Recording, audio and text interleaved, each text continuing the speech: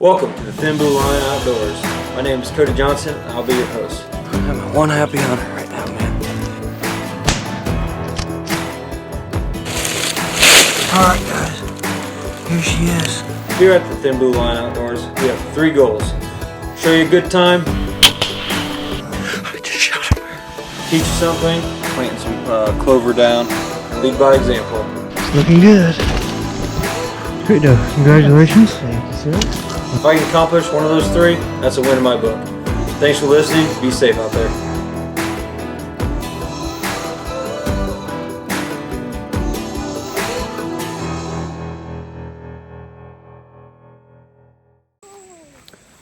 Alright, it's August 24th. I'm out here with my daughter. Say hi, Remy. Anyway, like I said, August 24th, out here with my daughter. Been working on a blind all day, and then also now I'm shooting bow and smoking a pork loin. But anyway, I had a podcast guest kind of pull out this week, so he wasn't able to do it. No biggie. So the podcast is going to be a little late, but this one, what I did is, this is for podcast 17. I did all my guests that I've had, which have been my favorite podcasts. I've broken down some highlights of each podcast and thrown it all together. I hope you guys enjoy this. We'll try to get you guys a podcast also next week. So anyway, I appreciate all the support I'm getting. The numbers are continuing to grow. I really appreciate it. And I hope everybody's getting ready for season. It's coming. It's fastly approaching. Have a good one, guys. I know you mainly focus on whitetail anymore, right? So how was last season for you? Last season was a really, really good year for me. I killed a doe opening weekend, or second day, second evening. Killed a doe. Good to get some meat down early. Going later in the year, I didn't hunt a lot in October just with work and everything.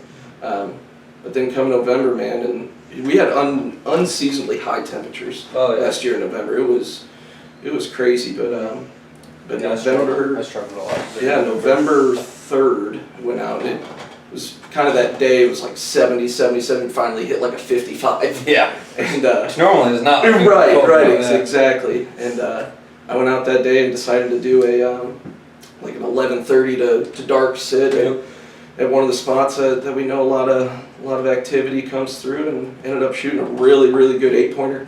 He it's about a 130, 135 8-pointer, big, heavy. Yeah, big, heavy, tall, awesome deer.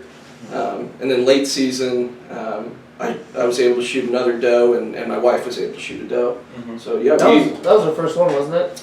That was her first of last year. She's killed a few in the past. Okay. But it was a great year for us. I'm not gonna lie. Yeah. Is that all those archery only, or do you? Yep, archery only. I haven't shotgun hunted in a while, but my cousin came up for shotgun. He shot a buck during shotgun season. So yeah, it was a good year for me personally. But on our lease, I think maybe 12 deer were taken last fall. So it was a good year.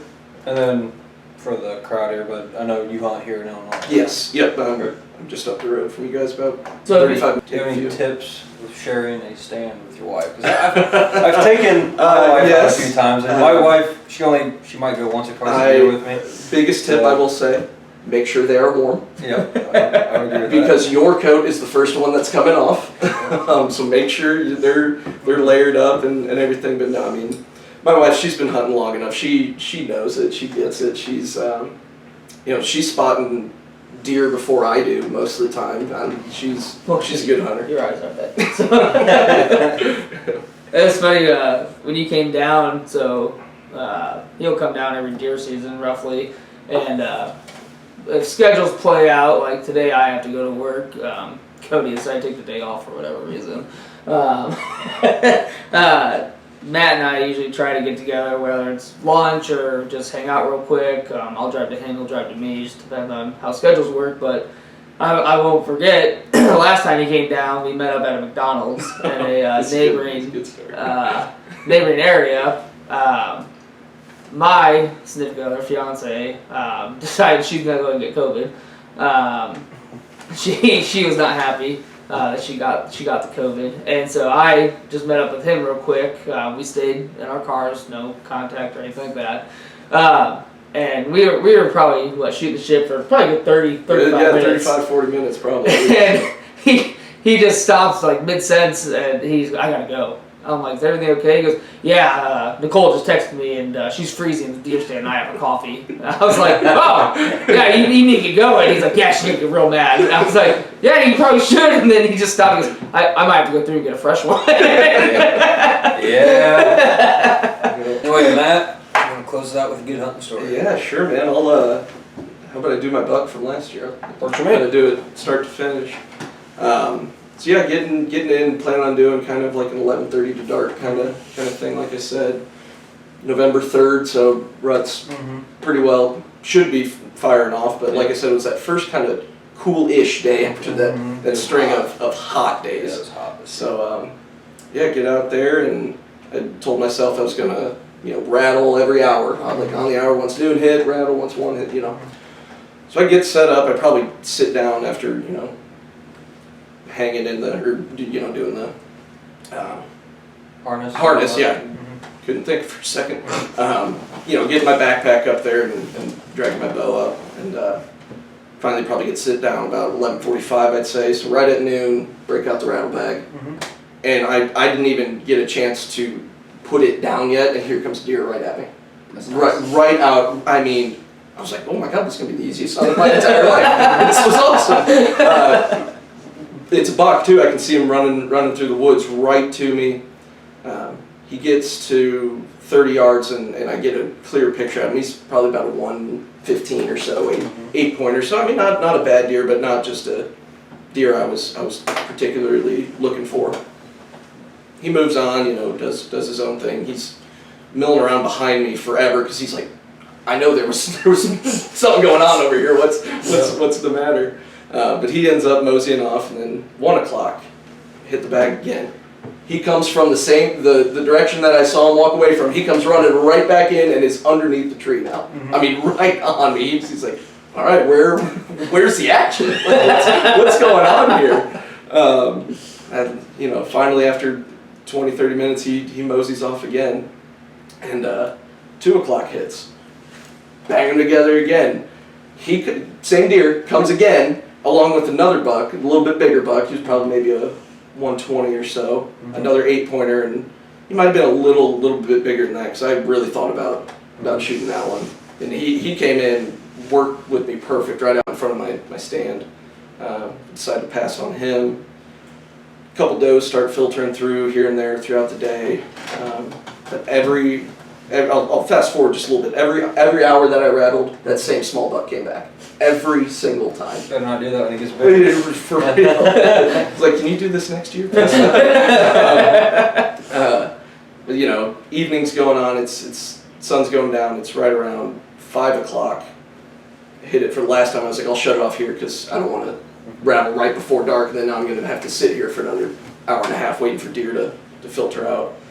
And as soon as I'm turned around, hanging my rattle bag, and out of the corner of my right eye, I just see some tines coming. I mean, walking dead at me. I was like, oh, here we go. The thing was, he was so close to me that when I grabbed my bow, I couldn't turn around yet because he's 6 yards from the stand. So he's got me pinned down at this point. So I'm doing my best not to move, and I'm just kind of like peeking at him. I'm like, is this going to be the one I want to shoot? And I'm like, yep, it definitely is. It's definitely one I want to shoot. And so I literally have to watch him walk 8 yards in front of me in the wide open, and I can't turn and shoot him. And then he gets to where I made a mock scrape that day walking in, and it's at 18 yards. And he has his nose dead in it. And finally I was able to turn shoulders just a little bit and get settled on him, and I had a window maybe about 3 yards kind of each way between the trees, and stuck it right behind the shoulder. He took off like a bat out of hell and just running down one of our paths, and I thought I heard him crash, and I didn't, at that point, like I said earlier, it's just kind of like you're in a blur. You're like, what just happened?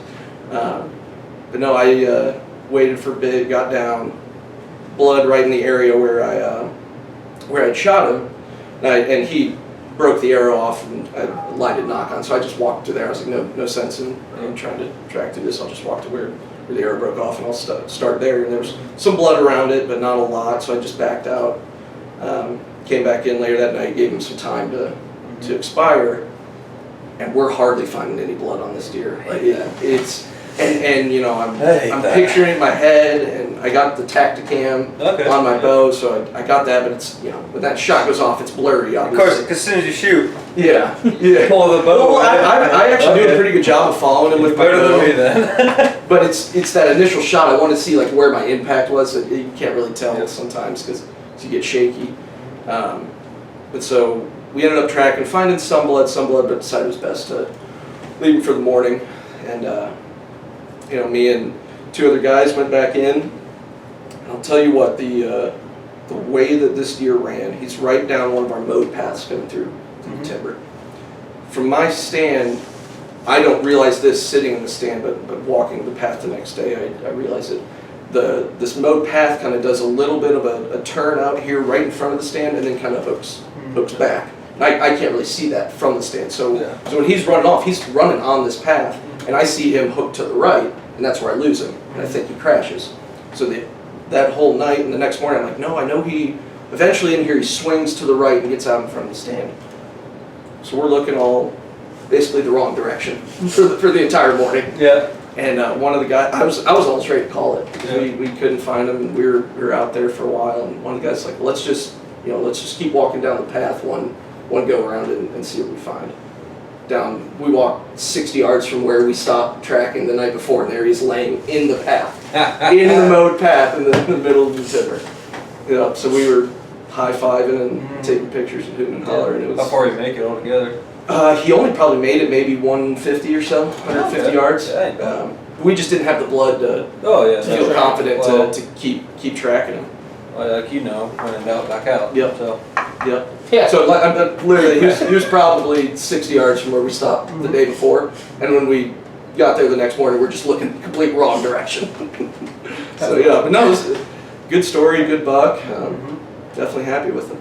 Yeah. No, that's good. I know a lot of myself and a lot of my buddies, they struggled in November this year just because of how warm it was. Yeah. So happy you had some luck. Second day, did we go to the property in Canton? I think we said. No, we went to the other one. Bernadette Yeah, we went Farm? to Bernadette. Okay. We went to the Bernadette Farm. There's a Tom, and you're going to see in my fourth season episode that will be coming out here any day now. You're going to see in there, I was on this turkey, I think a total for 4 days in a row. I couldn't get him done during fourth season. So fifth season, we went in there, tried to get on him, and we were close. Probably about 70 yards. I'd say 100 for sure. Yeah. 100 for sure. And never did see him, and he kept answering our calls. Just could not get him. However, Nate got his first response that day with the box call. So I think he was pretty jacked up by that. I was pretty excited. I will say, last podcast we did, I told you make sure you're in shape. Make sure you're in shape when you go hunting. If you ever have the opportunity to go with Cody, he likes to take you hiking. I think we hiked like 9.3 miles one day or something like that. 0.9. He said it was 0.93. I said it was at least 10 miles. And then he also likes to take you to Jurassic Park. A lot of animals there that make sounds that they're prehistoric. I'm sure of it. It was awful. It is funny taking some new hunters. So luckily I've had the privilege of taking quite a few new hunters out. Like I helped when my brothers growing up. I helped take them out and stuff, but they grew up in the woods, so I didn't have to explain a whole bunch of stuff to him. But Nate, being originally a city boy, you do realize stuff you just take for granted. You don't realize what you don't know. Mm-hmm. For example, he's talking about, we're sitting against this tree, we're locked in on this turkey, trying to get him to come in, and we had a doe get downwind from us, and as any hunter knows, deer gets downwind, they're going to start blowing. Nate had no idea what the hell was behind us. Well, I'm just sitting there next thing you know, and there's just like a... And I'm like, what is that? So I look at Cody. Cody's just laughing his ass off over here, making fun of me. And I'm like, Cody, where'd you take me? And then he says that they were hound dogs. I'm 100% sure they were wolves. I've heard a hound dog, and that ain't no hound dog that I've ever heard before. So we had a wolf that was at least 85, 90 pounds right in front of us at one point. And I couldn't believe it. I asked him, I said, where'd you take me? Did you take me to a farm or Jurassic Park? I got deer spitting at me. He's like, oh no, they're not spitting. They're what'd you call it? Blowing. They're blowing. I was like, Cody, he spit at me. Like, I could feel it almost. And I'm just trying to get a turkey. That's why I thought we were hunting turkeys. And next thing you know, we're hunting prehistoric animals. And I was like, okay, well, here we are. Got a shotgun. It was fun, though. It's just small stuff like that. And I will say that's the most hiking we did that day. That farm, if you've watched some of the other episodes I've had on that farm, it's all up and down terrain. That's by far the worst day we had hiking. At was least that day. like 1,600, 1,700 elevation. It was awful. I wouldn't say that. But there's for Illinois. The best part about that day though was like, yeah, I got my first response with a head box call, and I actually did like decent like the first go around with it. Like never did it before. I was pretty proud of myself. But then, you know, when you hunt with Cody, you guys will see on the tape that he likes to go. Like, just go after me. He hears it, we're going. And so, like, I'm just following my guide at this point. And my guide is taking me through the woods in the most hilled area where trees are falling down.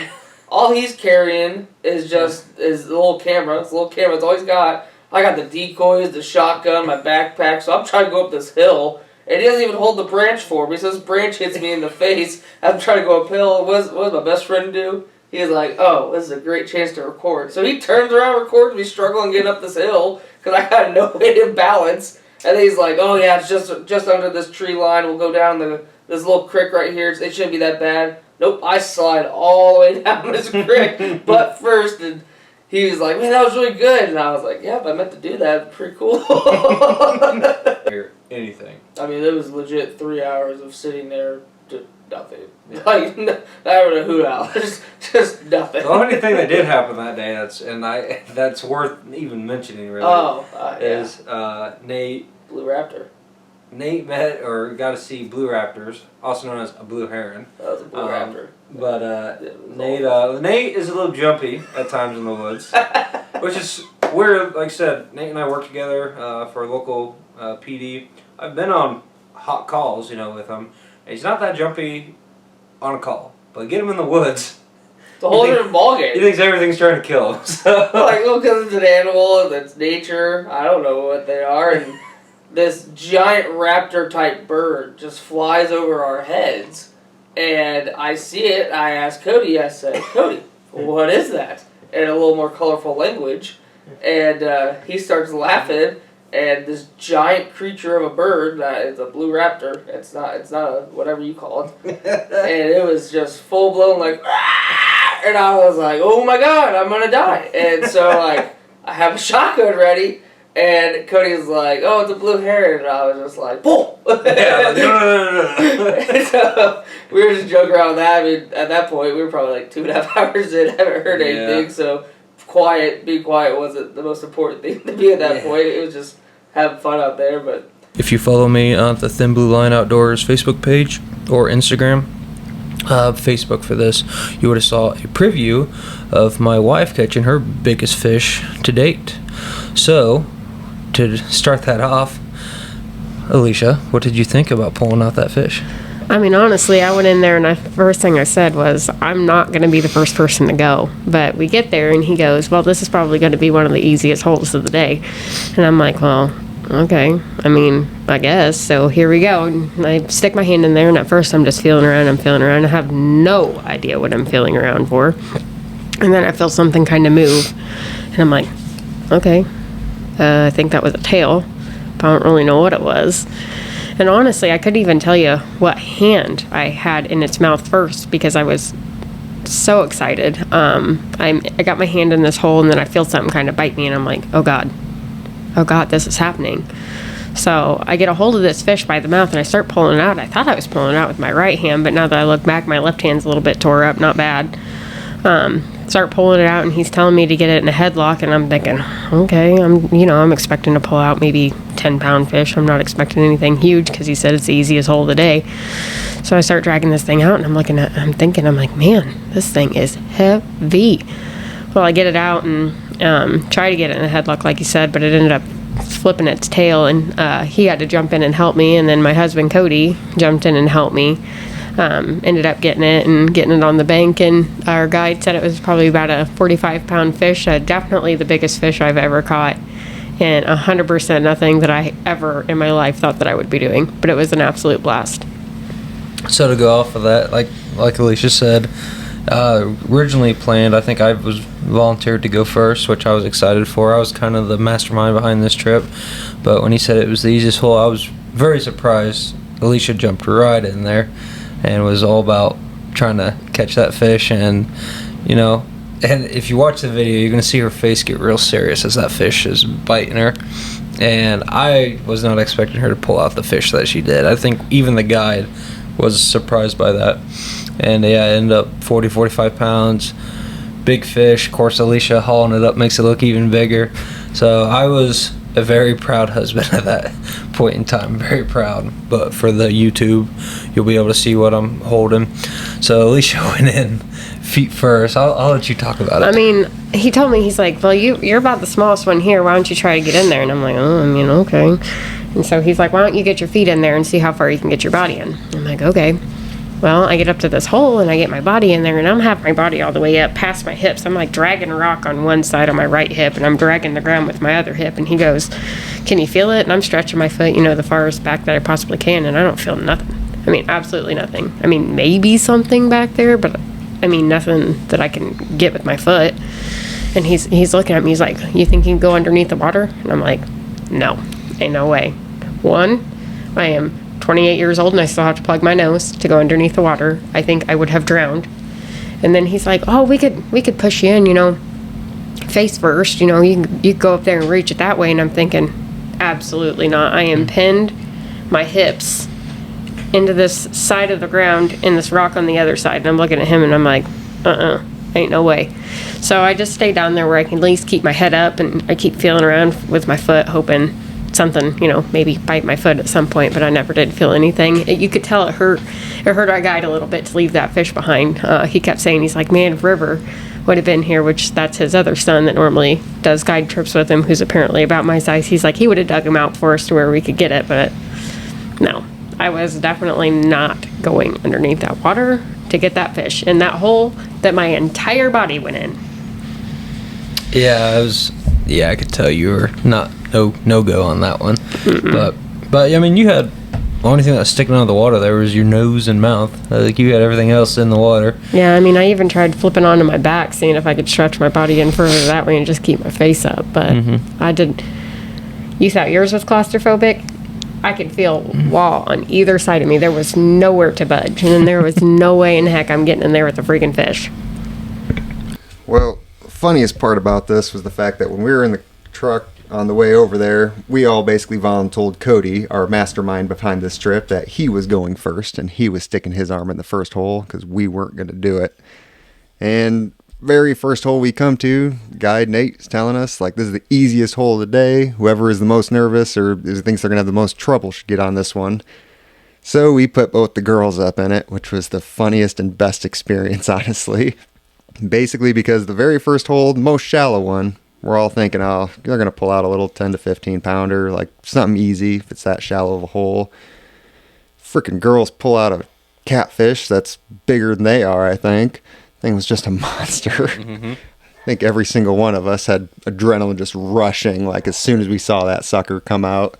I know Adrian panicked and screamed and backed off, which was hilarious. She probably still has PTSD from that. Sucker was as big as she was.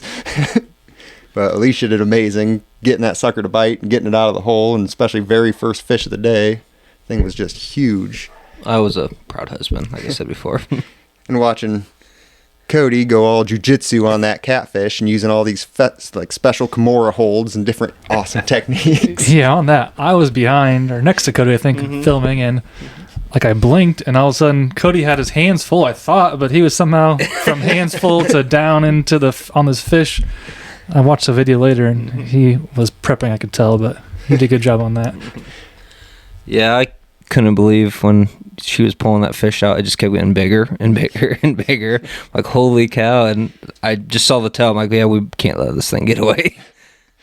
Yeah, I had no clue it was going to be that big either. It's the way she acted when it was even getting bit. She would just, oh, I think I got it. And then bam, she had something. Yeah, and they're lying down in a creek with about 2 foot of water. I'm thinking, oh, it's not going to be a big fish. There's not enough water for it to be a big fish. We were wrong. So Jace, Nate, and then us three. And we all three kind of had a hand in that one. He had to be 25, 30 pounds would be my guess. I think Mike and I got the hands on him first when I was watching back on the video. But in my opinion, that was more Josh's fish because you went and grabbed that belly and that upper jaw. I say I had one hand, and I was like, I'm not getting this fish out on my own. Not a chance. Well, I just didn't know how many we were going to catch. And I just wanted to say that I was in on one, so I was like, let me in on this. And, end up, we had plenty of opportunities, but at the time, I had no idea what it was going to be like. If it was, like hunting with Cody where he never comes back with anything, or... I struggle sometimes. So, yeah, watching the video, like I had one. I had one hand in the gill. I think Mike had one hand on a gill. Honestly, I had one like side lower jaw, but it was a weak grip. It was not a good grip. Sorry, I keep backing away from No, Mike. you're good. You're good. But yeah, no, and yeah, Josh, you had that underneath the belly, and then over top on that top jaw. Weren't letting the fish go, right? Yeah. I know with Alicia, Adrian, and me on one side, Adrian's in the middle, and it kept coming by and hitting us, and we kept feeling it, and then it would run right back in towards you guys. And every single time, we just couldn't get a grab on it, and Adrian was getting terrified. Like, it just kept poking her. Speaking of the devil. Oh, she just showed up. Come on in, Adrian. We're just talking about you. But There's another seat by you. so Adrian kind of backed away a little bit because we just couldn't get a grab on it, and it just kept running into us and going back. So Adrian backed away, and I called for a little backup over on our side, and Cody ended up running over and jumping in next to me. And it kind of swam by, and I think you initially got it slowed down or pinned. So I just felt the tail a couple times, and you told me, hey, it's on me, and I just remember kind of barely touching it, pushing it down, but you're the one who got the grip. I didn't get much. Yeah, from my side, all I knew is when Adrian screamed, then there must have been a fish over there. So, what were you feeling, Adrian? Talk right into the mic. Terrified, literally the entire time. So, did you actually feel the fish? Literally every time I got hit with a fish, I panicked. It's definitely not something I thought I'd ever do. Push past your limits, right? Right. Yes. So, how did you get convinced to go do this noodling? 100%, Michael. 100%. Did you want to do it at all? I mean, yeah, I'm down to always try something new. But anyway, back to when we were catching it, yeah, Cody was getting it pinned, and he kind of had it kind of stalled out down at the bottom, and I just basically found its mouth and got a hold of that bottom jaw, and it didn't even bite me really hard at all. Like, I just got a really good grip on that bottom jaw, and then kind of as I lifted it up, cradled it with my left arm, and it's all she wrote. Yeah, I did 2 back-to-back attempts. So the first time, I guess we haven't really described how this rock was, but it started with there's a big rock on your right, and that to the left of the rock is an opening which goes underneath the shoreline, I guess, into a cavernous opening. But to get to it, basically, I'm 6 foot, so I had to go in past my waist to get to even where I could even begin to reach into this opening where the fish was at. And so the only way to get to there was for your buddies to shove you with your ankles into this hole where you're trying to reach with both hands to get to the fish. And to make it work, you had to basically reach, and then once you had the fish that bit you, you're supposed to shake your ankles and they were going to pull you out. So it was complete trust on your partners or your friends or whoever had your ankles that, 1, they knew what you needed, and 2, they were going to get you out without getting caught on something or whatever. And I know Mike and I both end up getting bloody heads from this coming out. So I was going to get to it after we got through all your guys' my last attempt. Yeah, so I didn't get the fish out, but I did get bit. So my attempt was got shoved in, reaching around blindly in the dark, felt the fish bite. I grabbed it, started to pull, and then as soon as I started to pull with my hand, I wasn't even coming out yet. It just rotated off. I never got it calmed back down, but at that point I needed some more air. So I came back out, and then, of course, my adrenaline was going pretty well then, and they're saying, let's go back in. I'm like, okay, but hold on a second. So I tried again. Didn't last as long underneath the water. Couldn't find the fish, and we had to get moving. So Michael took over. All right, so I knew these guys had failed. They were looking up to me. So I knew it was my time. It was my time to shine. This was it. All eyes were on me. I didn't want to lose everyone's respect. So I gave my wife one last look, saying I love her, letting her know this could be it, but I was going to get that fish. So I talked to Nate, kind of tried to help figure out the path down there. He told me first time I went down, I was too far to the right. I had to work to the left a little bit. There was more of an opening. So I take that deep breath. Nothing but darkness as I go down into this deep black abyss. You can see nothing. As I go down, I can feel it pressure on me with the rock in my back again. I go, no, I'm in the wrong spot. So I start correcting over to my left and I feel the opening getting deeper. Oh my God. Sorry, my heart's going just thinking about it. Freaking, so here I am going through this black labyrinth of death. Can't breathe.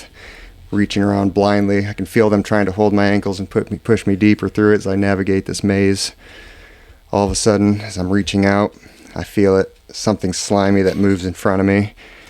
It's either a catfish or it's the slimy hand of death reaching out to embrace me and take me to the next life. Either way, I'm going to take it, just going to grab it and we're going to see what happens. So I'm reaching around, all the hair on the back of my neck stands up as I feel it. Bam! Gets me. One bite on my hand. I panic, I jerk back a little. They had to have known I had a bite because I jerked. I had a huge gash in the back of my head as I hit it on the rock. Blood oozing out. It was rough.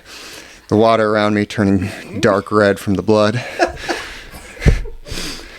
I put my hand back out to grab the catfish. At this point, I've been under there at least 3 minutes, I'm sure. It's no lie. Maybe longer. It's hard to say. I'm not worried about that. Guinness Book of Record for holding breath, not a big deal. So I put it back out. Bam, bam! Bites me 2 more times. Still wrestling with this fish. Don't know if I'm going to get it, but I know I can't let my friends down. My wife would never be able to look at me again in the eye if I couldn't pull this catfish out. Finally, one final time. Bam! Gets me a 4th time. But this time I'm ready. And I grab its bottom jaw with all my might. Got a death grip on it. Kick my legs just a little because I don't want to shake too much. Probably the biggest fish on the planet. I'm guessing 90 to 100 pounds. It's hard to say. But they start dragging me out. Now I'm scared. I'm not going to lie to you guys. I am very scared at this point. So I'm trying to use my left hand to pull myself out of the hole while holding onto the fish with my right hand. Now as I'm going, the water's getting a little less bloody at this point because we're getting away from where my head was gashed open and the water was soaked with blood. So I'm starting to see a little bit of daylight. Bring my left hand forward. Right when I'm getting ready, the fish is coming out calm. I think I've got this monster. Next thing I know, it thrashes and we're wrestling. The fight is on. I've been underwater about 5 minutes at this point. Losing oxygen. I don't know if I got enough memory on the SD card for this. So we're fighting underwater. We're going at it for a good 20 or 30 seconds. And I'm losing oxygen. But I get it all the way out of the hole. I can see daylight above me. I start going towards the light up above me, thinking I'm going to try to hold this with all my might. If I can get it above water, hopefully my friends can help me restrain this monster that is just thrashing and battling and breaking my fingers because I can feel my bones cracking. As I get it up towards the water, it gives one final thrash that is just pure power coming from this beast. And unfortunately, I lose my grip. But I succeeded in getting the fish completely out of this labyrinth, this hole, this death trap. And as I got it out as a successful human man, my friends failed and couldn't catch it. But that was their fault.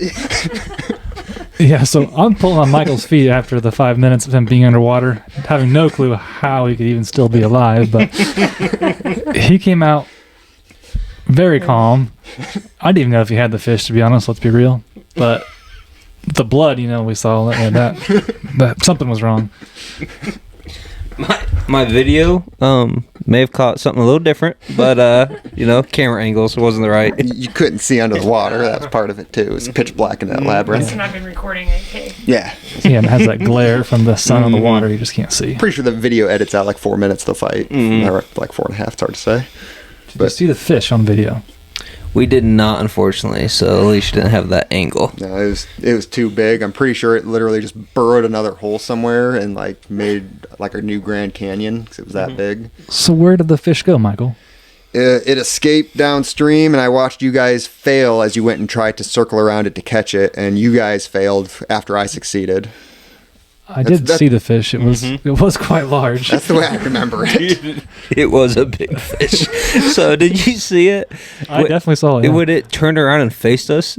Yeah, I thought we got this thing, and I thought, wow, like, and Michael's, don't let me down, and I'm like, we got it. Yeah, I was like, That thing's like, you're not catching me. it was You're huge. not.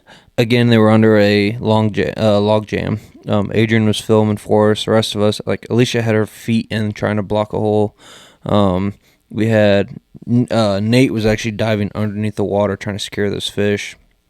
I had Mike to the right of me, myself, and then Josh was to the left, but then you actually went over to help Jace because that's where Nate thought that fish was going to come out of. Yeah, and there's a pretty big gap hole over there, so I guess got put in that whole area where the fish ended up coming out of, and I have no idea how you're supposed to catch a slimy fish that's coming full force out of a tree dam. So when I'm watching that video, so it comes over and hits me first, and so I had my belly to the ground like Nate wanted, and actually like almost like rams its head into my chest.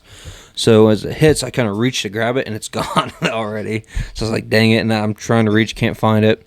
About that time, and on the video, you can see where it hits you, and like the tail comes out of the water in between you and Jace. Yeah, and it's just like right over my shoulder, and it didn't even go down. I was thinking the fish was gonna go like lower into my belly or something, but it just like went over my shoulder, I guess. And that's when all hell broke loose then. So Josh, myself, and Mike we were running and chasing. It was funny. I didn't even know what we were chasing at first because I heard screaming, like you guys just over there like little girls panicking. The next thing I know, you're running away from the hole. I didn't know I honestly did not realize you were chasing a fish for the first few seconds. It was intense. Yeah, I didn't know they were chasing a fish. I thought they were running from something. Like I was like, oh my God, what's in Should this? I be moving or what's going on? Yeah, it took me a second to realize they were actually chasing a fish, and I needed to go like try to help because I didn't get what was going on. And once again, I thought we had it riled in a little corner with laying down, but started looking around and realized we don't have it anymore. And then I don't know how I saw it, but I just looked upriver, and it was very shallow where it was at, and I could see its body just swimming upriver and creating a little ripple.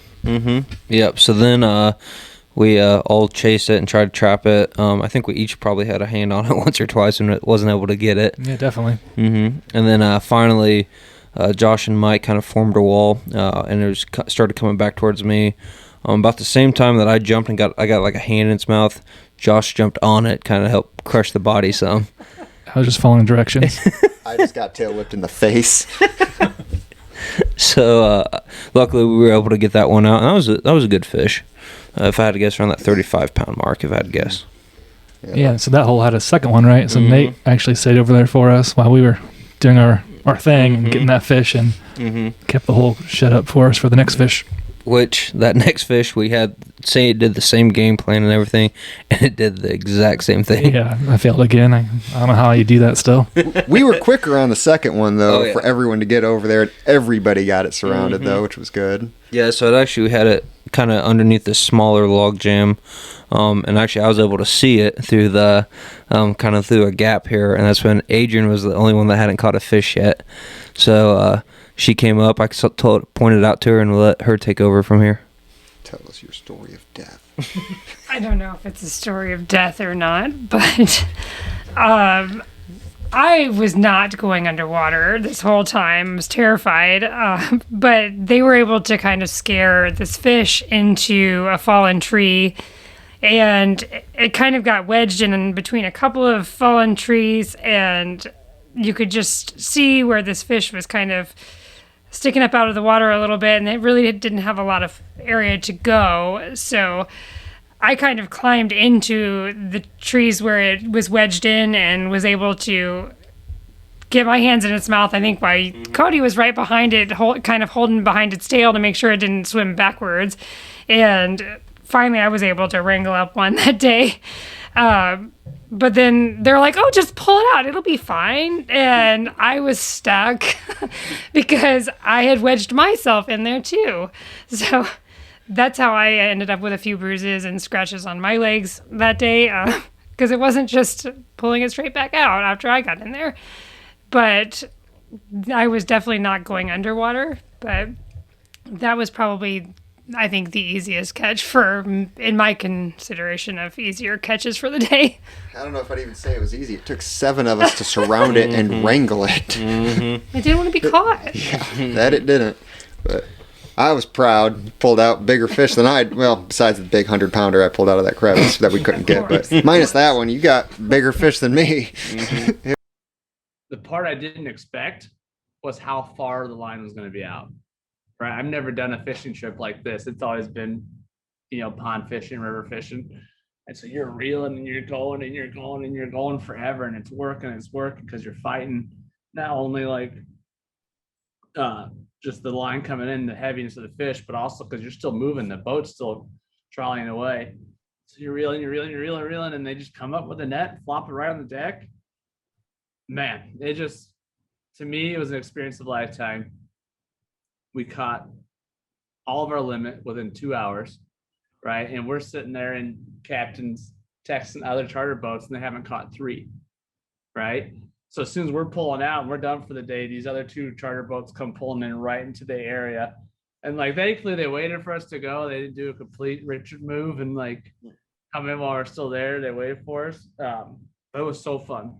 So fun. We all got salmon, no trout.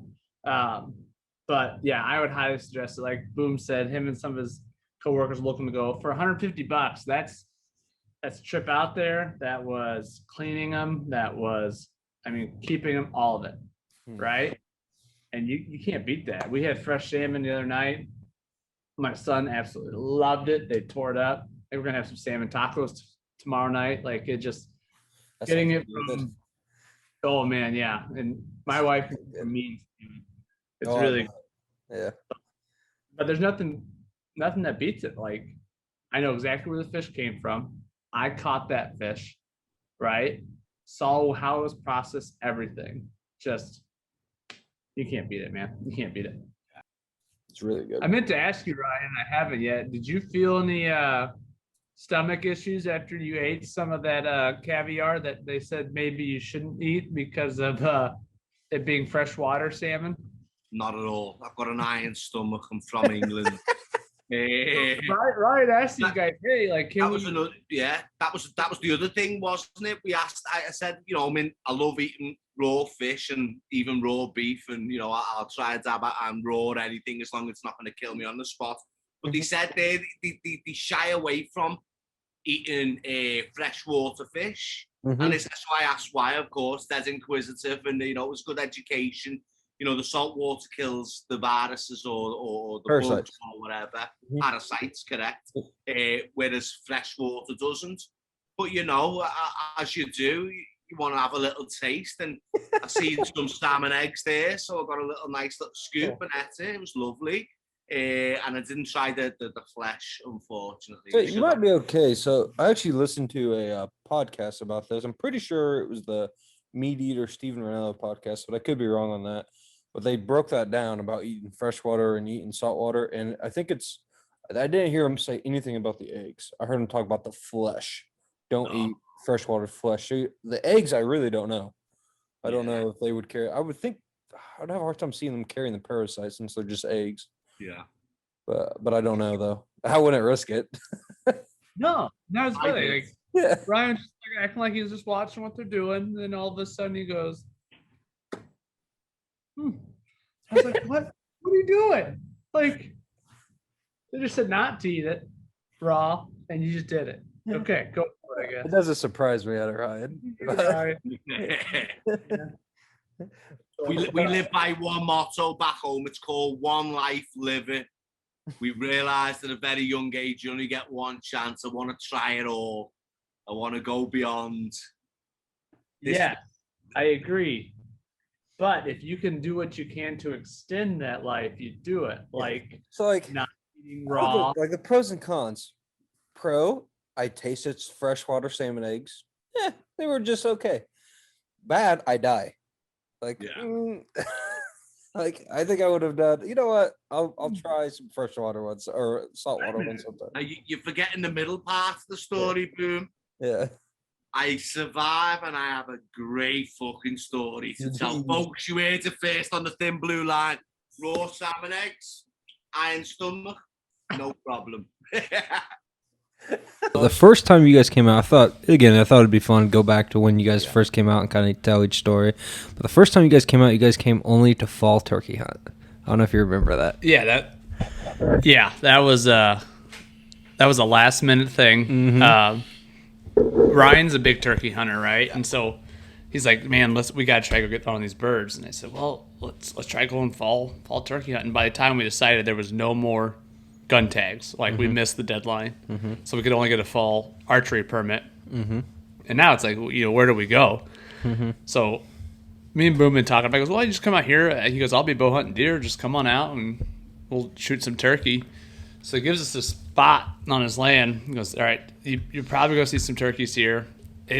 He says it's a blind that could fit 2 guys, but I don't know if you realized how big the 2 of us actually were. Yeah, at that point in time, it was tight. All right, and so we get back there and we're elbows and shoulders together, trying to figure out how we can draw, practicing draw and everything like that.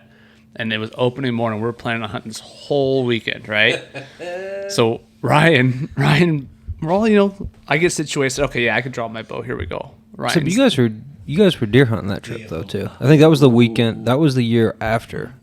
Well, it's the year after, because the first year you did have a fall turkey tag with a shotgun, and he had a bow tag. Oh, was that? Yeah. You're right. Yeah, I was going a whole different way. Yeah, I think the year before that, Jess remembered it was I remember exactly where it was. It was in the corner of this field over here. I've got the video, and I've brought the video with me, so hopefully that'll be used soon. I was in a tree stand, never used the boat. Now, everyone, I want you to keep in mind that we're talking, this is 5 years ago. I only realised that there was an anchor point on the face last year, so keep that in mind when I tell a story. But great story that I've got, and I've got footage of this. I remember it was a Jake that went about 100 yards behind me. I had no vision of it, but then I looked to the right and I had a Jake 100 yards to me right. I had one decoy out in front of me at about 30 yards, and I was calling, and it was calling back to me. And this was my first experience with turkey on a bow. I did get a shot off, and I did cut feathers. We went out there, we seen there was feathers everywhere. I think I must have just skimmed it. Yeah, I searched the next day for an hour or so, didn't find any blood. What I think happened, because you were shooting fine at my house. Like, I was watching, you were shooting really good at 30 yards, but you were shooting without the GoPro attached. Then you attached your GoPro, and that added weight, and you shot low. So in my opinion, that extra weight in that GoPro had your shot go low. That's true. And that's what I think what happened, because your left and right was good. Yeah. I'm watching the video. Your left and right was good. I think that's why you shot low. Just I think dropped it a little bit low, but I did get the video that I brought that down for you there, so you can use that whenever you. Yeah, we went back to the field and we had deer in front of us like immediately, because I remember like we were still setting up, kind of like not even like we're ready, but we're not really paying attention. No. And all of a sudden there was 2 does, if I remember right. Yeah, there was 2 does that came out, and like I said, at that point in time, both of us weren't ready, and so we kind of just we blew that opportunity. We had been there for 20 minutes maybe. Right. And it was pretty warm. Yeah. Like they shouldn't be deer out yet. And boom, then there they were. And then so we blew that. We missed those guys. And about 30 minutes later, an hour later maybe? We had that forky come by and bust us too. Yeah. Because he was too close. He was like, all of a sudden, boom, 10 yards away, and we weren't ready either. But there was a deer, and this is, hopefully you'll see some videos today or something. Well, maybe not. But I'm more comfortable now in a tree stand than I was back then. Mm-hmm. And there was one deer during that afternoon hunt to where I just missed the opportunity because I was taking way too long to stand up and draw and get ready. Yep, I do. And I was way too shaky. It wasn't comfortable at that point in time yet. But that was probably my second time in a tree stand ever. Mm-hmm. He was real shaky climbing up that tree stand. Yeah, I just thought, like how much I weighed. and that hitting the ground from that high, I was like, I might die. And so That was the year I think I introduced you guys to lifelines. yes, that was the Game changer. Game changer. Them lifelines as big guys, we are worried when we're up in the tree stands. I don't know whether you've heard of them yet, but if you haven't had them lifelines, get on them. I think we've got, 6 of them now? Yeah. For all. super easy to install, super easy to use. Like Feel safe. you need it's to me now it's a must have to have in a stand. Especially Like, if you got a family. yeah, you got to because I've tested it a couple of times. You could hang from those and you're fine. So Yeah, it might hurt, but you're going to live. That's the main Right. thing. You know, and we always talk about Boom likes to talk about he likes to put people on opportunities. That same day, looks me in the eye. Are you sure you want to get off and not hunt the afternoon? I said, Boom, I'm not sure, but I had to get back this day. Yeah, I can't 'cause- even remember what it was. Yeah, because we at the end of this hunt with Jesse, when we were walking out, there was 2 does right in front of that stand. That He looked me in the eye and said, are you sure? I can almost guarantee that there's going to be deer there at this time. I said, Boom, it's 3-4 hours back. I've got to get back. And lo and behold, I did get back. But the beauty of it is, on the way back, the texts and the photos started coming through. And I knew that was Jesse's first bow kill. So that to me, it was a win. It was a win for the team. I was happy that he got it down because even though I wasn't there, I knew I was going to get my first kill when he was with me or whether Boom was with me. Now he knows the information. And it's this whole thing about passing information on. It's so funny. I always think, I believe strongly in like the evolution type thing. And you learn from your dad, who's a great hunter. He learned from his dad and so on and so forth. And it goes right back, for me anyway, personally, to the beginning of time. You know, when we were out there, we were hunter-gatherers. And it's just being passed on. And now I feel a part of that. Yep. I can say I'm getting information. So either way, it was a win for the team. And I got to go home and I got some lovely photographs on the way home. So it was a win for me as well. Yep, I know. So yeah, so we had that deer that Jesse was able to get shot at, and man, he was down in the dumps. I could tell because you had that shot opportunity earlier in the day, and then that. I thought that was it. Like the Boom said that week, and I'll get you guys a chance. And I thought that was my one chance, and they blew it. And I was like, I was so mad at myself for blowing that opportunity, just because again, it was like. I know how it feels. Yeah, you understand. But we'll get to that. We'll get to that here soon. But you know, it's like that miss, and every hunter's experienced it. You miss that deer when you really. That would have been my first bow kill, right? And just no, it wasn't a buck. No, it wasn't big. It would have been my first bow kill though, and everybody goes through it. They're like, you missed that chance, and you don't know if you're gonna get another one back that day. The guy at County Market that day. Oh yeah. That added salt to the wound. What did he say? So we're all in Camel going to the county market. I think we had to get something for lunch. And so this other guy goes, oh, you guys been out hunting? Right? Yeah. He goes, well, did you see anything? And so I had to explain the whole situation. He goes, oh, yeah. Well, we've all been there. And this guy's like, he's a nice guy, but old guy. Yeah. Got that voice tone. He's been smoking this whole life. It was just funny. And it didn't make me feel better, him saying that we've all been there. You know, it's just like, he's kind of like, wow, man, you suck. Is like what I heard. Like, that's what I heard in my head. Even though that's not how he intended, that's exactly where my head went. I was like, yeah, you're right, I do suck. Why am I doing this? Of course, I'm laughing. That ain't helping nothing. But anyway, so yeah, sure I enough. forgot about the guy at County Market. I completely, Because your brain blocked it out. It was so traumatic for you. It's like, forget him, mate. So anyway, sure enough, a button buck came out, and that button buck took his sweet time getting to us. Jesse loves a good button buck. I think I'm up to 3 now. You know, I keep telling people that like just the meat tastes better, but I just get too excited, especially like Deer. Yeah, like opening weekend. I think was that in October, that button buck. Yeah, it was October. It wasn't opening weekend, but it was So, it was October though. My first button buck was my first deer ever. So I'm sorry, I'm gonna take that. First bow kill ever in October, and then this previous October, it was opening weekend, and I got a little excited, let an arrow fly, and it did its job. Yep. And this is what I love about this team, because I'm still saying this now. I don't care if it's a button buck, whether it's a doe or whether it's a giant. It's the whole process of it. So I'm with you, Jesse, mate. I'm gonna take it and put meat in the freezer. Yep, So. kind of the way I always said, are you happy with it? As long as you're happy with it and it's not going to waste, you're going to eat it, that's all I care about. Do I pass on button bucks? Yeah, have I killed a few? Yes, I have. Like last year I killed a buck without antlers. I thought it was a doe. Boom, killed a buck. It happens. But guess what? I'm still going to honor that animal and I'm still going to eat them. Yeah. So, and now I'm so happy with them. And now I'm jealous because I'm the only one that hasn't had a button buck. So I need that as well. So I'll take that as well. I want to be in the club. But so anyway, that buck ends up coming 33 yards. Jesse smoked it, just perfect shot right through the heart. It ran 23 yards and died in front of us. So it was awesome. I was pumped. Yeah. So I mean, they keep mentioning some. I knew I was going to have to get to this point eventually, guys. But I had a great season last year, and I didn't shoot anything. And I think I mentioned this to you maybe in December or something. Last year was the most I'd ever hunted. It was the longest I'd put into the field, whether that would be prep work or hunting itself. I'd hunted in my coldest temperature. I'd seen the most action, I'd seen the most deer, but what Jesse and Boom are referring to here, I went through that as well last year, and it's haunted me. But I think it's haunted me in a good way, and I mentioned this in the last podcast, so I won't spend too much time on it, but I was in a tripod.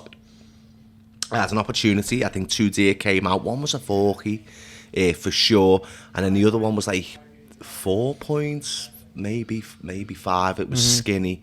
2 of them were in front of me, 20 yards. Now, keep in mind, I only learned after the fact this whole anchor point. I'm only getting into bow hunting, but I absolutely love it. So I didn't know about the anchor points. It walked out in front of me. It stopped 20 yards, pulled back, took the shot. Man, my arrow missed it, went underneath it, stuck into the floor. I'm like, oh my God. My heart's pounding out my chest. So dead slow. I'm shaking like a shitting dog. Put another arrow in me bow. So I'm like, okay. So obviously at this point I didn't know any better, but completely different anchor points. So I adjusted like the bow, thinking, well, I hit low, let me bring it up a bit, but Boom explained, well, it was actually Boom's dad that was like, are you using an anchor point? So he explained to me, like, if you use a different anchor point every time, then your shot's going to be different every time. So I'm thinking in my head that I'm adjusting the shot because I just shot low. So I thought, okay, I'm adjusting. I've got another arrow in. Nice deep breath. Went right over this deer. I'm like, what the? I had no clue what. But the deer did a little hop at this point, but it was still in the vicinity. I thought, it's not going to give me another chance, is it? It gave me another chance, guys. That one missed as well. I don't know what happened, but anyway, I missed all of them. So I thought that was it. I thought the whole camp was over. Just like Jesse said, you're so depressed, you're angry, you're thinking that's going to be your only shot. I was upset, but I think it was the next day that. No, you got the Forky was like an hour later or so. Oh my God! So it wasn't even the next day. Thanks, Jess. Okay, same day. I think we went back out at some point. No, you didn't. And I'm sitting in my tripod, and Jesse's thinking it's Afghanistan or something with all that. He's thinking, what's Jesse, going on here?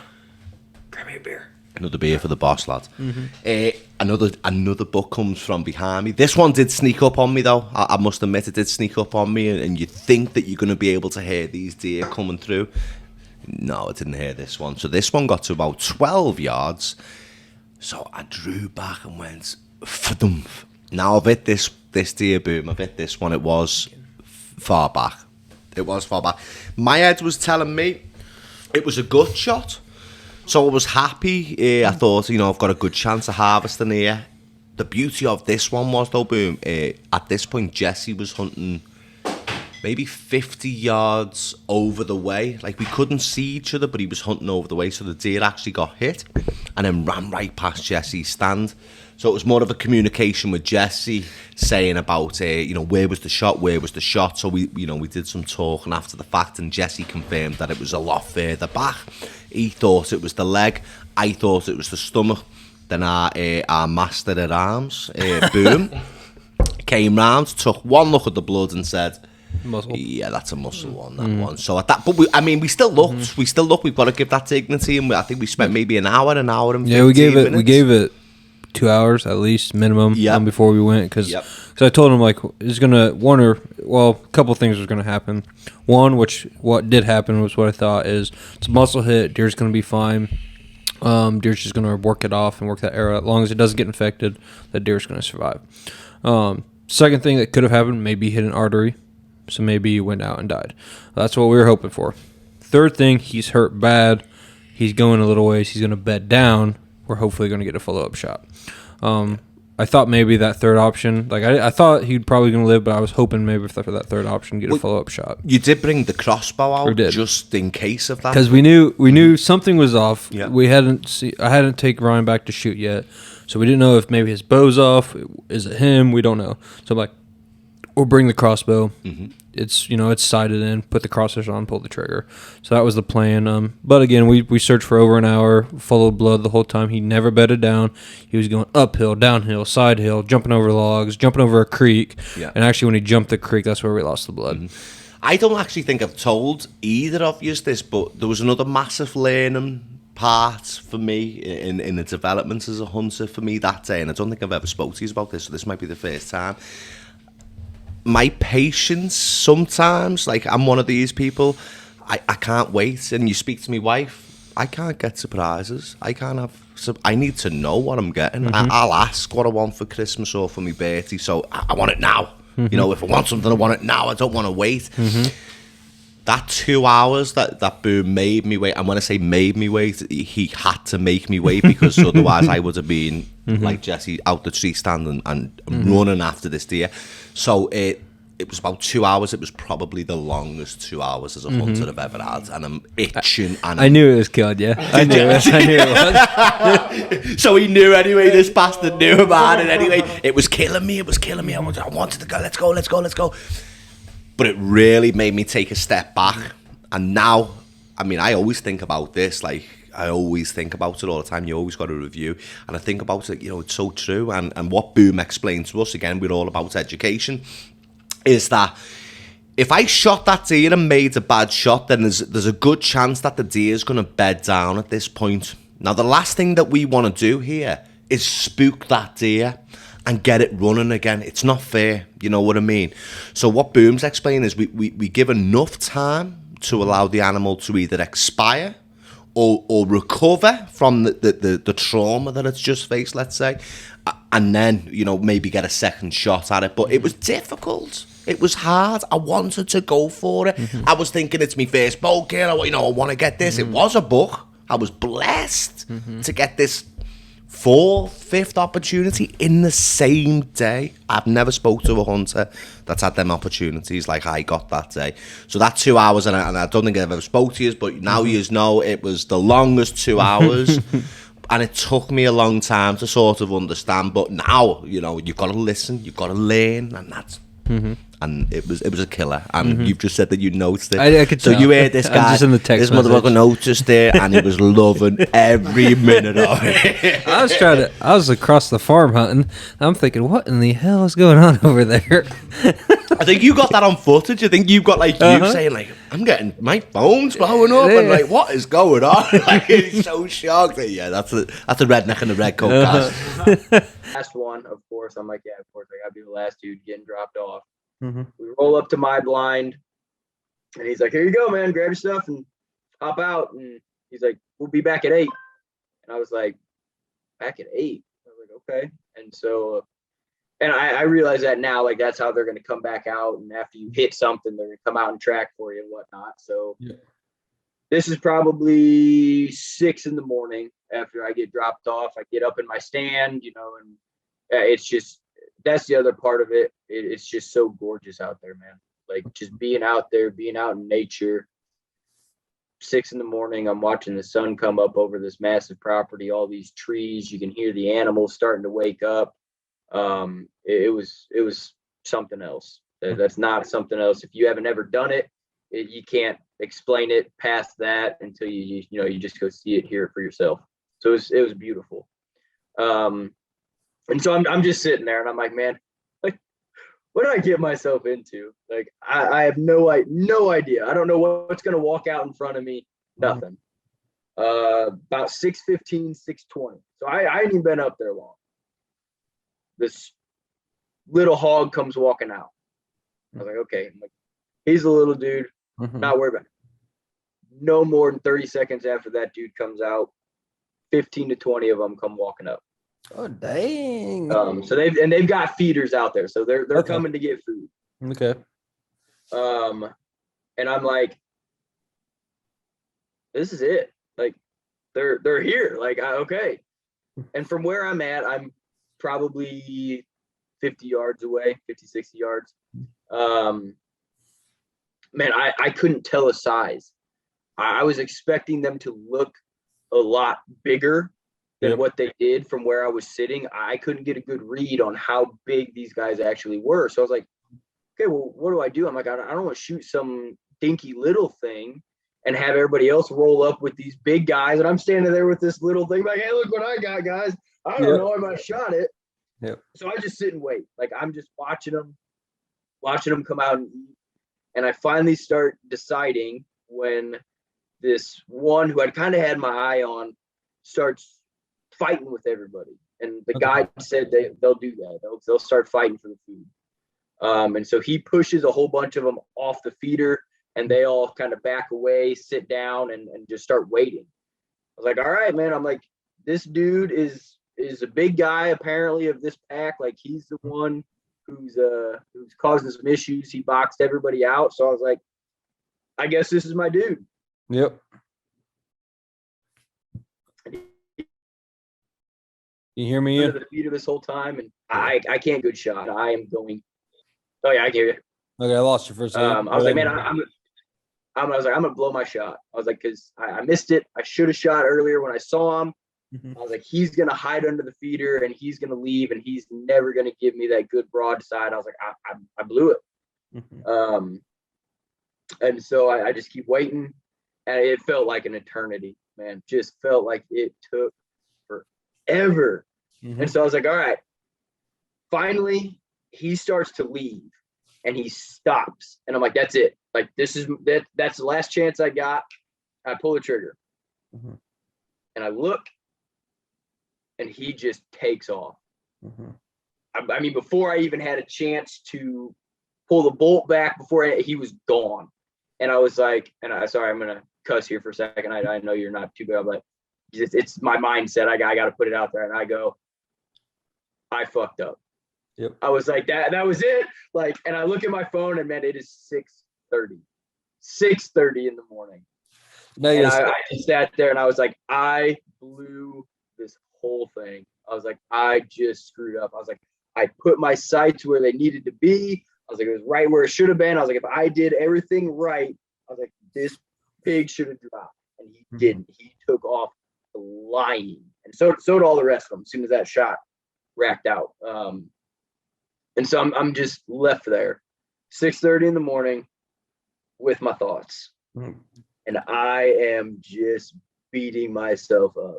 I was like, I screwed this whole thing. I mean, I was glassing where he was so hard, looking for any blood. I'm like, man, there's got to be something. I'm like, there's no way I missed that bad that I didn't even hit, and I don't see any blood, nothing.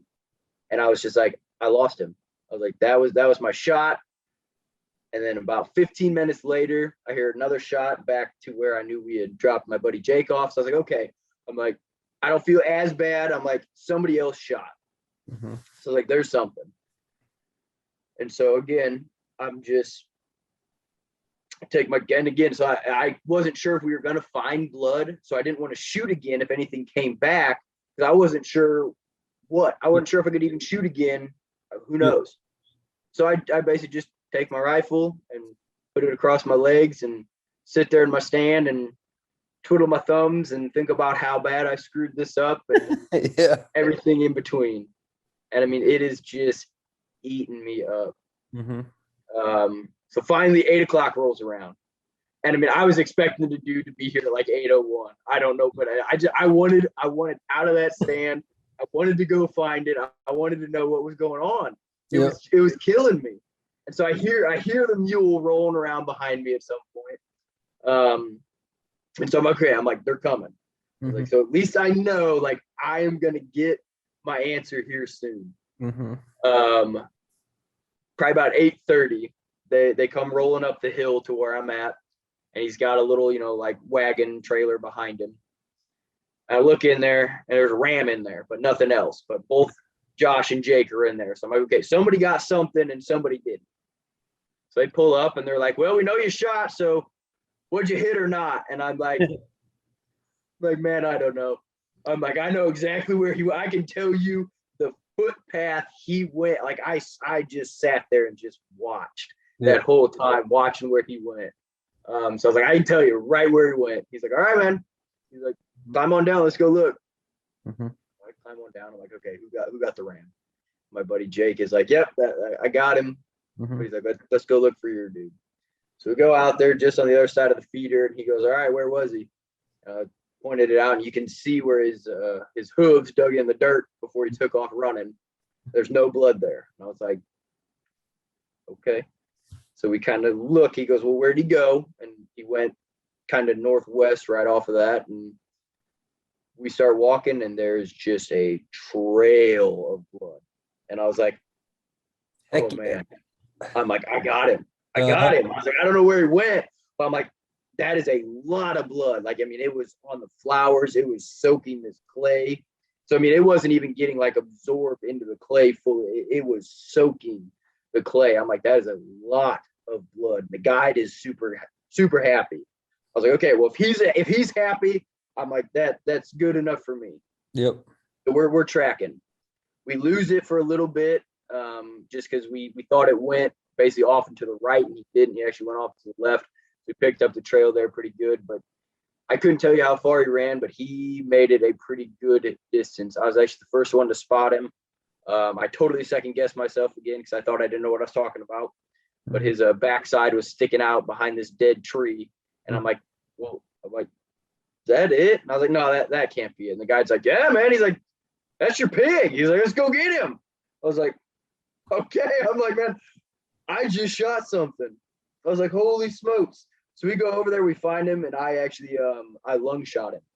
And so the guide was super happy about my shot, and I was like, and I explained everything I explained to you just, and I'm telling the guide that. He goes, "Man, I have seen these guys run like 100 yards with their heart hanging out of their body." He's like, "These things are tanks," and figure that out real quick as we're dragging him out through the woods and all the brush and everything like that. I'm gonna put these pictures on the actual podcast when I edit it. But there's Ian and yeah.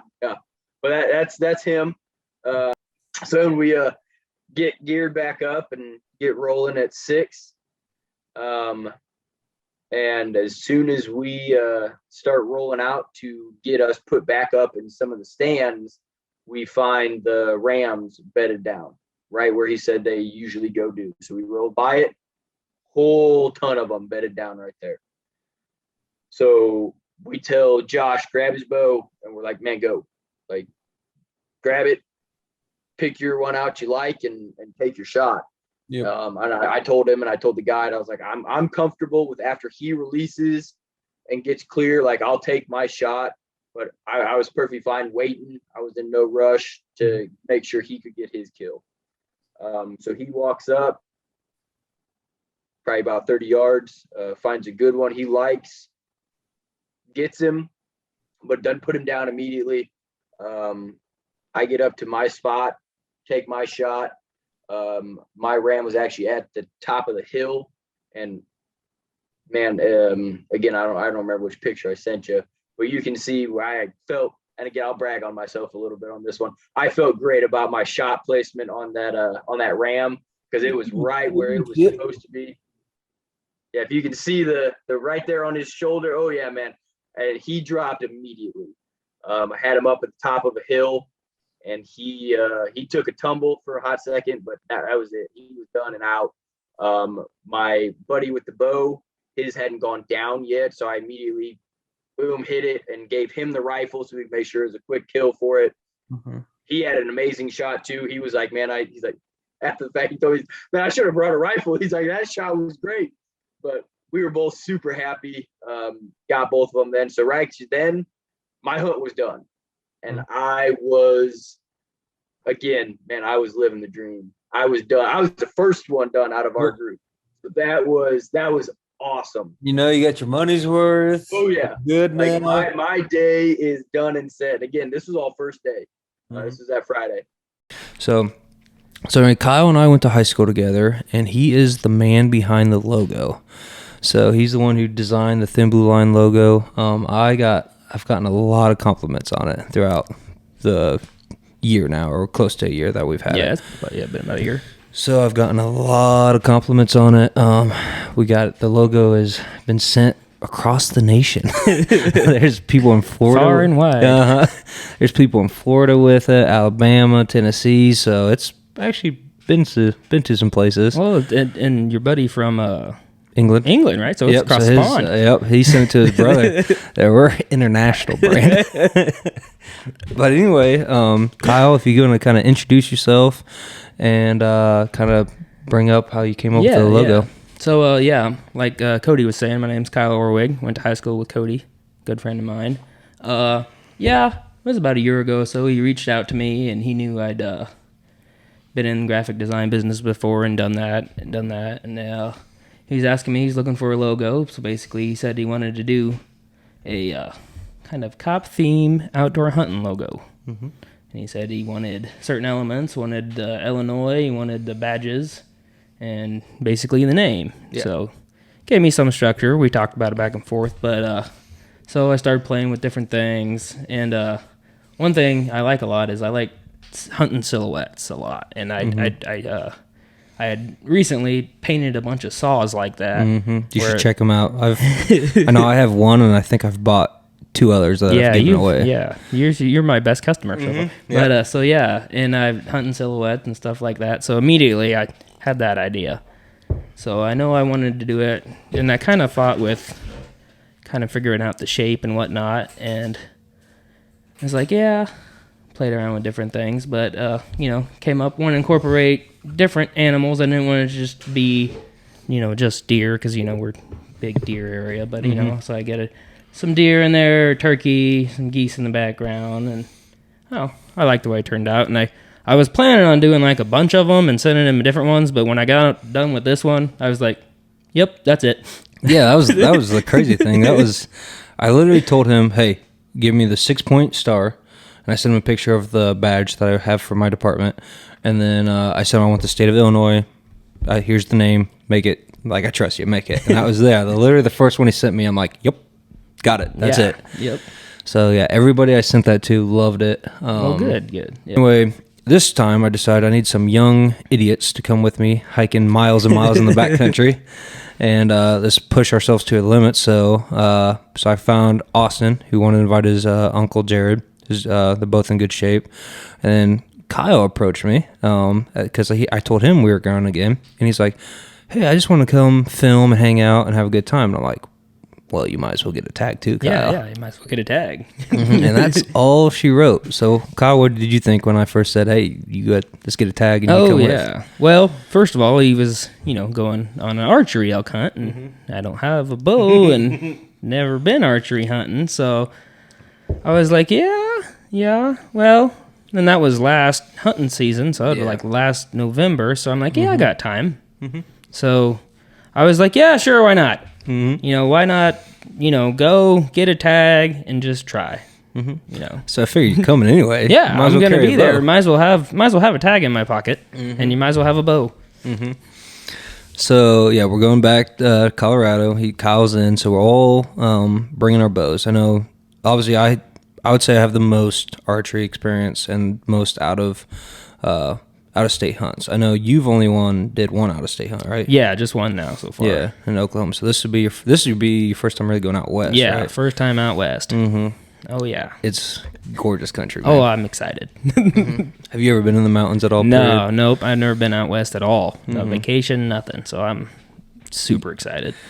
The beauty in the mountains alone, will make the trip successful. Oh, I bet. Yeah, I know. I've been to Wyoming now. I've been to Colorado. Absolutely love it. And I'm really excited to have you three hear your first elk bugle.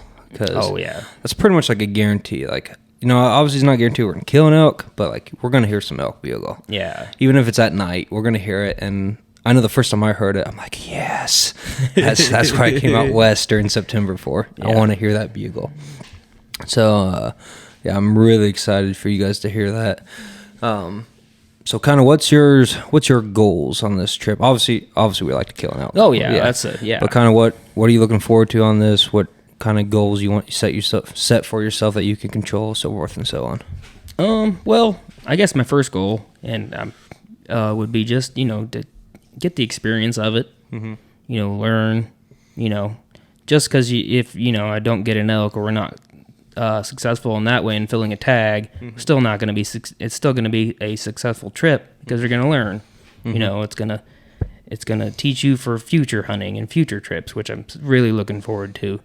And this will probably be the longest consecutive days in a row I've gone hunting ever too. Oh really? Yeah. Not even like whitetail. Yeah, because even whitetail, I've gone. I've just shotgun hunted, so the longest I've gone is 4 days in a row ever. True. So that's true. So it's gonna be. That's going to be a new thing for me too, which I'm super looking forward to. Yeah, and other goals, just basically do the right things to just have the opportunity to take a shot. I just basically get close enough to give myself a chance. That's probably my second goal that I want. Regardless of if I get a hit or not, get the elk down, I want to be in this position to be able to take a shot. And then I guess the second thing we need to talk about, the most important other than your bow, what kind of coffee you bring in and how you gonna cook and how you gonna make it. So, talking earlier, how me and Cody love our coffee. When I was looking to buy a jet boil or whatever you want to call the generic, whatever that is called, shopping around, Jetboil actually makes one that comes with a French press attachment thing that comes with it. And I was like, oh, perfect. Because I was going to get instant coffee, but I just like regular coffee so much. I was like, I'll just get this. So I got that. Comes with the French press. So I'm going to take regular coffee and the coffee that I actually drink is called Bones coffee. It's good. I've had it. Oh, I love it. And my favorite flavor they make is called Irish cream. I think either I had it or you gave me some once. I forget. It's my favorite. So I'm ordered a pack. I usually grind my own beans, but I bought pre-ground beans, and I'm gonna bring a pack of that with me. Have my coffee every day. I know. We always talk about coffee, but I'm gonna bring some Black Rifle Instant just if we're in a pinch and hurry. But then I'm gonna pre-grind some Black Rifle. There you go. Bring it out there, and that same thing I got. So I'm actually bringing I got a mini French press, kind of like Kyle, and then I actually have this arrow drip, whatever that you can put on a little mug, and it'll just drip pour in. over. Yeah, pour over coffee. Nice. So, Nice. So I got 3 different ways to have coffee out there. Nice. Oh yeah, got it. Cannot have coffee. Trying to come up with different film ideas since I'm recording it, and I'm thinking I'm about to call this the rookies. The rookie. Yeah. There's nothing wrong with that. I'm more the noob. I'm the noob, in all aspects. And the one thing I've learned while doing this is there's just a mountain of shit you don't know. Literally, and literally you get there and then you learn something and you're like, oh, you realize there's a whole coastline of knowledge that you have to and sometimes that's only experience will fill that. But it's even something you can be doing shit all year long getting ready for an elk hunt. Well, it's even something as simple as you're watching a video and you're like, oh, I want the sleeping pad for comfort. And it's no, it's not for comfort. It's to keep your body off the ground and stay warm. We're new to the whole camping game. Trying my best not to wear the dunce cap. They might come out. I'll wear it 90% of the time. So and it's I'm fine with that. Yeah, it's just not the topic of. We're basically throwing 2 heavily involved topics into one: elk hunting plus camping. Yeah, the backcountry camping. Backcountry camping. So it's plus fitness. So we're looking at it, trying to blend all this stuff in. And, and my favorite is the people that are like, oh yeah, you're gonna go out and hike and camp and it's we're not just camping. You know? Yep. We're gonna be living it. We're gonna be immersed. I don't think I can say it enough. Last year was definitely the hardest hunt I've ever done. and we could have pushed it more physically, but it was still, we got to find the animals.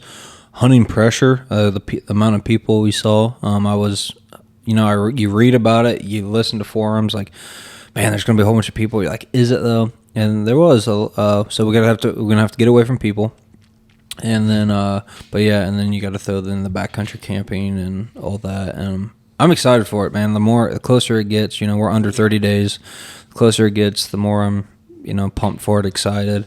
And I really think we can get an opportunity. I know everybody says it's, good luck, it's going to be hard. And I agree, but I just really think we're all dumb enough that we're going to just keep pushing. And we're going to make mistakes, no doubt about it. But I really think we can get an opportunity. Is it dumb, to push ourselves, or was it just the knowledge to know that you can actually go further than there's the imaginary walls your brain creates for yourself? Like, but all this is what I've learned through the trail running and Joe.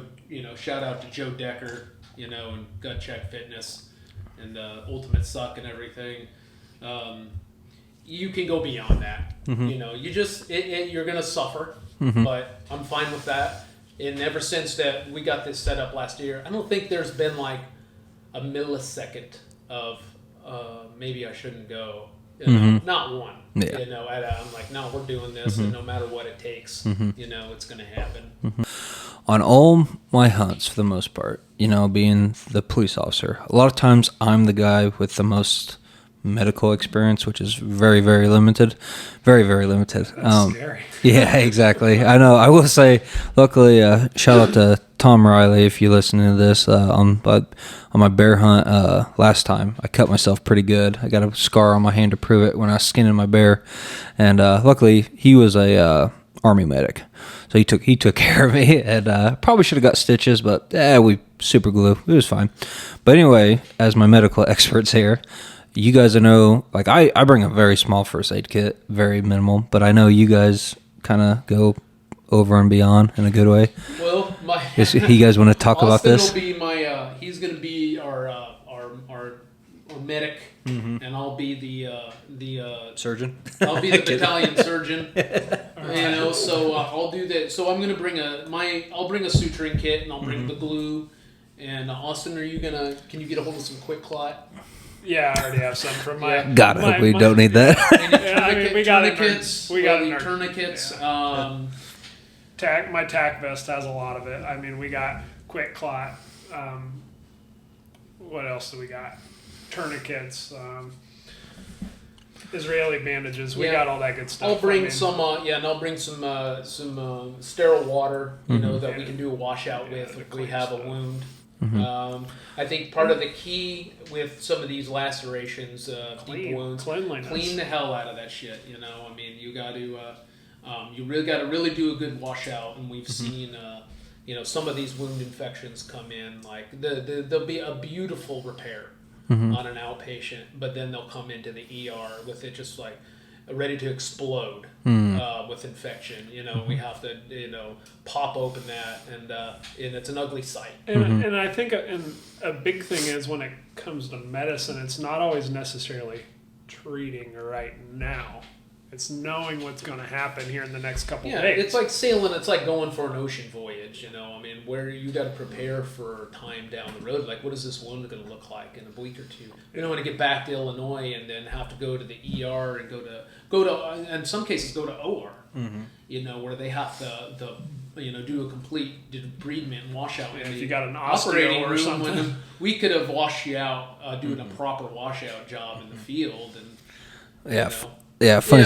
I'm not saying it's the ideal thing to do in the field, but it's a good start. Well, I'm hoping you guys won't have to work while we're out there. Well, I mean, it is what it is. Yeah. I might, you know that saying. The ounce of preparation. I might keep that Michelob Ultra in my bag, and if something happens, I might pop a top, and I'm off duty. Yep. Well, I got one. I just thought of one with probably the funnest hunt. It has nothing to do with deer. It was a dove hunt. Oh yeah. In 2003, Austin knows what I'm talking about. Yeah. Out is where Austin lives now on his property. Well, with my dad was still alive, and my Austin's other uncle, Uncle Paul, Uncle Pujols, me and Uncle Pujols, cousin Kenny. I think we had Westerfield out there. Justin. Yeah, and Justin was out there. I think my dad was maybe. I think I don't know if he was there. Either way, you know, There's a bunch dove hunting is sketchy. Mm-hmm. You never know what you're going to get Mhm. on the first day of the season. So we sat out in this kind of was a little basin or a clearing. It was we have a clearing. It was a 2-acre sunflower field. Dad had. I remember. Dad had hammered that with sunflowers, and we were good to go with that. And so so fog rolls in. Mhm. First day, it was Labor Day actually, I believe, September 1st, and a fog rolls in, and there it would look like Pearl Harbor, as far as so we couldn't shoot enough doves. Yeah, you know, we were bringing down doves left and right. We actually. And we were bringing down doves left and right. We went back out in the afternoon to make sure everybody got there. I don't know what was the limit. It's 15 apiece. Yeah, 15 apiece. So, I mean, it was insane. You know, we had a good hunting dog. She was the best. You know, Sadie, right? Going out, Yeah. then bringing out doves the next day that we couldn't find and lining them up in the front yard is one of the greatest memories I ever had with my dad. I still have that picture. He has the picture. You know, maybe Austin can put it up on the Facebook page or Instagram. It was pretty. It was legit. It was you know, one of the fondest memories I have with my dad and with the rest of my family. So good times. I remember that sunflower field. I remember. Yeah, never had a dove. We've never had a dove hunt shoot ever like that ever again. The weather was perfect. Yeah, it was wild. They just came in because they come in out of the fog, Mhm. and just all of a sudden there would be like a group of 5. And it wasn't like a hunt where you would have your gun ready. You would see them coming, regardless of whether it was foggy or not that morning. It was a small. If field. anybody in the audience has ever seen like The Mist, like the Stephen Yep, King yep, movie, uh-huh. The Mist, like that's what it was like. So it was like an eerie feeling, you know. And then all of a sudden they were like these fast movers would come bursting out of the tree line, you know, pellets flying all over. I can't get to it in time. I just thought of one, and it brings us back to, remember when you got me into bow hunting when we were 5th or 6th grade. Yeah. So, what'd I say? We need to be in there. I know exactly. That buck haunts me. I was like, 2:00. We need to be out there, and like we knew nothing, and like we both did not. And we were just gonna sit against a big oak tree. Yeah, that's what we were gonna do. So that's what we did the night before. I don't think we've seen anything. No, I don't think we did. But I was like, hey, we knew what time it was. I mean, we were in that age where we're like, hey, let's get out there on our own, see what happens. Cody's like, no, they're not going to be moving. Yeah, they're it's not too early. We don't want to be out there. Too early. And this was like what, middle of the rut? I thought it was late October, so Maybe, it was getting there. Getting close. Well, Yeah. I'm like, well, all right, whatever. So we get out there, did our own thing. We got out there at what time? 3, maybe? 3, I think. And I when think we 3. walked to the oak tree, there's a buck standing 20 yards in front of it, in front of where our blind was set up. And what it have? Drop tide. Drop tide. Had a big old 8-pointer with a drop tide. Yeah. Because my dad had seen him before. That was. Yeah, if we're sitting there, who knows if we would have got shot or whatever. But it was just the fact that when we can walk in, there he is, and we were still like 60 yards away or something like that, and we just watched him run in the woods, big old drop tide. And Austin's like, I told you. I'm like, yeah, my bad. So yeah, that's that kind of. I forgot about that one. Yeah, that was a long time ago. Yeah, it was when we still lived in Canton. So that was. What, 15? Longer than that, No, maybe. longer than that, yeah. Yeah, I don't... We were probably 13. Yeah, something like that. I had recently started bow hunting on my own, Yeah, so...